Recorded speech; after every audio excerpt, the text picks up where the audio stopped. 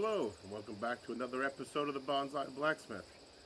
Today we have Quercus rubra, also known as the Northern Red Oak, and we also have its friend Fagus, grandifolia, also known as the American Beech. We're going to pot them up. We found them in the great north woods of Maine, and we're going to see how they're going to turn into bonsai. Let's get started.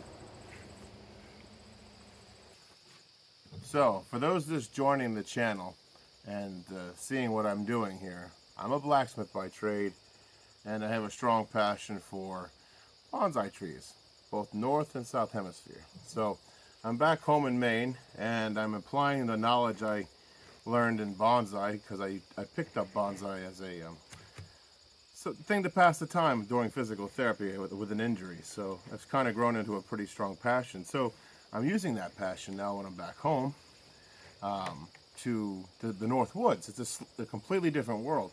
So Yamadori is what this is. I went and found a tree that had potential from its natural conditions. It broke and was eaten and or died back in a way. It naturally ramified, which means it grew in many different directions, which is advantageous for bonsai. And the Northern Red Oak is accustomed to this climate, the zone 5 that we're currently in. So it's an ideal candidate for a bonsai tree. So this is that process. So being back home in Maine, I don't have the elaborate bonsai setup that I had back in Southern Hemisphere in Brazil. So I've just kind of improvised. I've been collecting stone and slate using local soil, like this here is loam mixed with sand, mixed with rock and broken gravel. That's just kind of the terrain of most of Maine, but not all of Maine. So this is the Red Oak, this is the American Beech. The American Beech, this is kind of like a tag along. That's why I decided to include it in this video. The main subject is the Yamadori Red Oak, which I'm going to spend the next few years developing into a beautiful, unique style red oak that can survive in these type of climates. So first things first, I'm going to probably use a pot like this for the red oak, and I'm going to use a pot like this for the beech. And why I'm using small pots is I want to train the root system to take on a different pot shape. I don't want deep tap roots, and I want to train the roots to be radial. Very important in bonsai. So normally I have a tray, so I'll just go ahead and make this table dirty the old-fashioned way. I don't have many tools with me, so I can forge the tools. So I have to find the time, which will probably be tomorrow. But I got this 19th century hoof pick, which will do nicely for helping clean the root ball of the Yamadori. So I'm going to give you a zoom. I'm going to zoom up on this so you can see me do that work. So I'm going to zoom up. So between this improvised root hook I'm going to use as this hoof hook as, and get yourself a simple toothbrush, you can clean a root ball for Yamadori. Now there's many different mediums to put this in. We can get into the details as that comes up. So I'll keep this aside. I'll go ahead and pull this out now. Keep my tools away for now. So this is going to be two separate things. So pull out some of the stones. Let the soil just fall, because I have potting soil to put this in. There we go. Try to protect the beech. Put the beech there for now. So that's what we got here. Let's clean this up. I don't know how much of this root system is left. I'm really a little worried about it. Could be washed somewhat. Yes, it's completely honest with you. This is an old root from a sapling that was torn out of the ground from plowing or road work, because it was taken off of a gravel dirt road in the back here, because the property goes back to a back road. So this could have been damaged by equipment passing by and then resprouted off the root. So this makes this really unique. We got this bend already, and we have these other, I would say not trunks, maybe branches coming off that system. I'm going to try to save these roots as best I can. I'm not going to disturb it more than I have to. Just guys to give you a general idea of what this root system looks like. So this is kind of cool. This is an interesting shape. And now if we let these branches grow out and change the angle in the pot, we can really get this form to develop in even more of a unique shape. My duty now as a bonsai bonsanista, as we say in Brazil. I'm going to train this root system radially the best I can. I got one here, one here, one here. Really fresh roots here. I want to protect that. So I'm not going to let that dangle. Let's just let this sit down here for now. So I got the whole clump here in my hand. I'm just going to pour some water over it. Help wash off the easy stuff. Also give a little life to the root system. I'm kind of cheating it a little bit just before winter starts here. This is the early fall. So that's why you can see the leaves already turning colors. So there we can wash that off a little bit. Then use the toothbrush to finish it off. So that's how that works. All right. I'm going to set this here. I am going to go and use this old rubble to fill this pot here. The reason being is I got nicer soil to put in there. I'm just going to use some potting soil. Put this here. Take my trusty C-axe. Cut open this bag. This is what was on clearance at the local nursery, so forgive me if you don't agree with the brand. Pour this in. Like so. Fill this up. It's already got perlite in it. A little bit. And mulch. All good things. I'm sure the oak tree will appreciate this. Plenty of that in there. Alright. Save that. Try not to spill it too much. There we go. Spread this out. Oh, this is good stuff. Take that wash ball.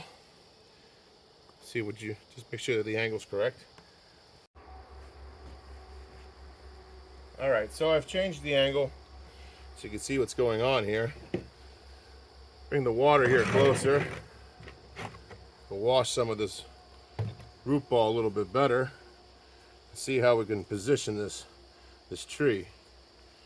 So I'm gonna just go ahead and see what we can do here without hurting the roots. There's not a whole lot I can do about that. If I want to see what these roots are doing, I'm gonna have to strip some of this dirt off. Maybe even dunking it into the water is an option a few times. I know Nigel Saunders does that often. It's not a bad way. But I don't want to take what little root system as this has left. You can see those fresh white roots right there. That's the bread and butter of this root system. We got to protect it. I think it's coming off this. So let's make a deep trench here to place this in.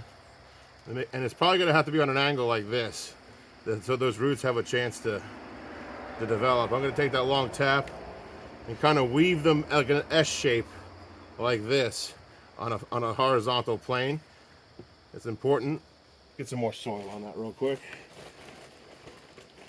This is where having a measuring cup comes in handy, or a ladle. I think I'll get on that next time when I'm forging tools. A lot of tools are going to be forged soon, so stay tuned for that.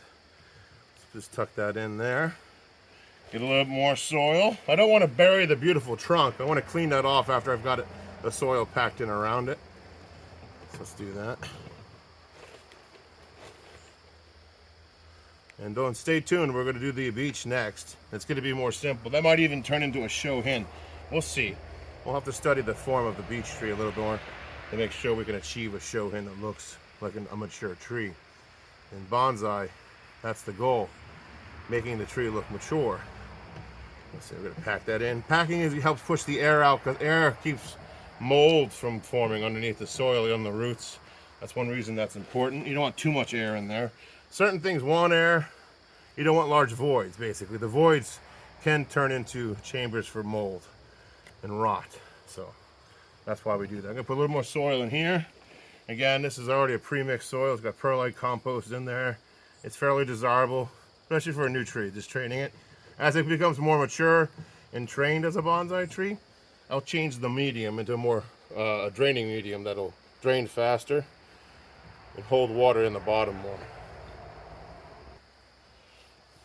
All right, it's time to just get this trunk washed a little bit. The soil has all been packed around it. Hopefully I didn't mess this up too much. It's a good tadpole egg of some sort there. Oh no. Not sure. Let nature do its thing, huh? Let us just stay there. Apologies if I disturb something. So I just want to clean this here and see what we're working with. Looks like there's some fibrous roots there. I don't know if I want to keep those or not. They might actually, if we put soil on them, they'll actually grow larger and we can use them as nabari later. And when nabari is the art of how the roots off a bonsai tree they look as they go into the soil.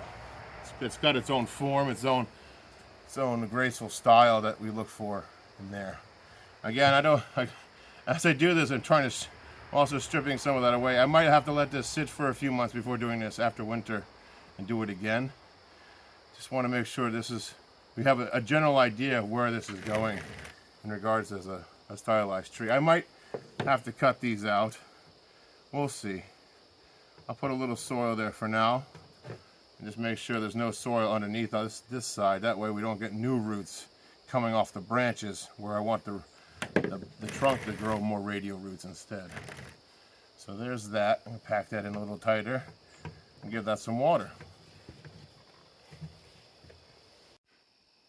Here we have the northern red oak all potted up. This Yamadori. We'll see how it develops. I'm going to give it a little bit of water the old-fashioned way. See how it washes down. See, we got that root there. I'll have to address that. I gave an update here before winter sets in too hard. Give it some water. Let it know it's cared for. Give it a little bit more. There we go. It's been a drought, so I'm sure it appreciates the water. I like how that's come out.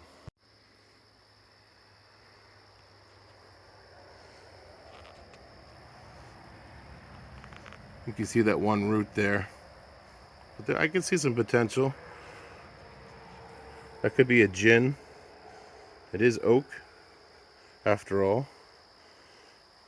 Let those grow and then ramify them next season.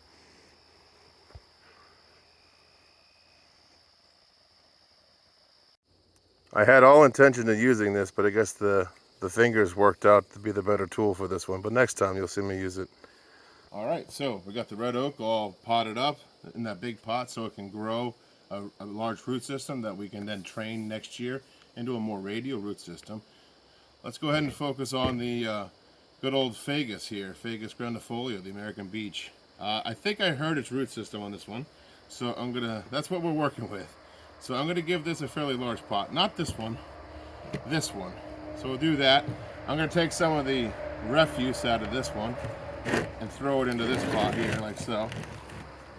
Some rocks in here, a little bit of that in there, just to help it give it some better drainage. This is more sandy, and then I'll put some organic material to rot in there.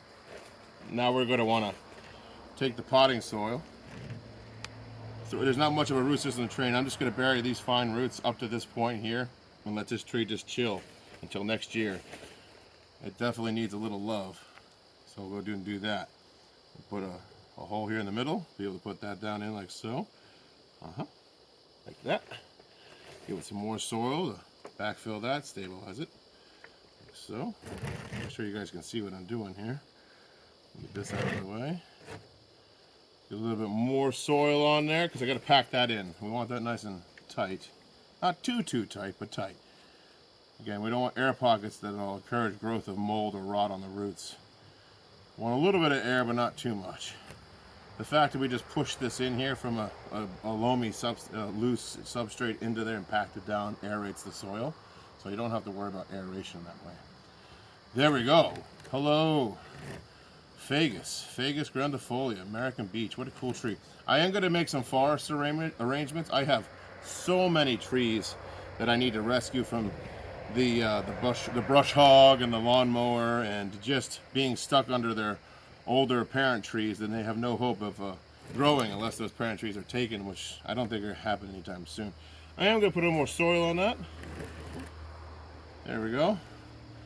It's just going to account for runoff and overall erosion, because this is going to take a lot of rain and stuff here through the winter. There's that. Cool. All right, so I have my red northern oak and my American Beech all potted up. I would say this is a Yamadori, and let's see how that grows into a larger bonsai. This is going to be, I won't call this a Yamadori per se, but it is taken from the wild. I did not grow it from seed. We'll let that develop and see if we can't train it to be shohin. We still have some new growth here and here, so it has potential. I'm excited to see how these species go. I am just getting used to the Northern Hemisphere species like I mentioned earlier, so consider liking and subscribing. Follow along to learn about these trees and how they bonsai and what their benefits are and uses are. I just talk about all sorts of things in regards to the species, not just how to bonsai them. And I also do blacksmithing, so if you like blacksmithing and how you make your own tools and things like that, I do that as well. So, until next time, thank you for watching.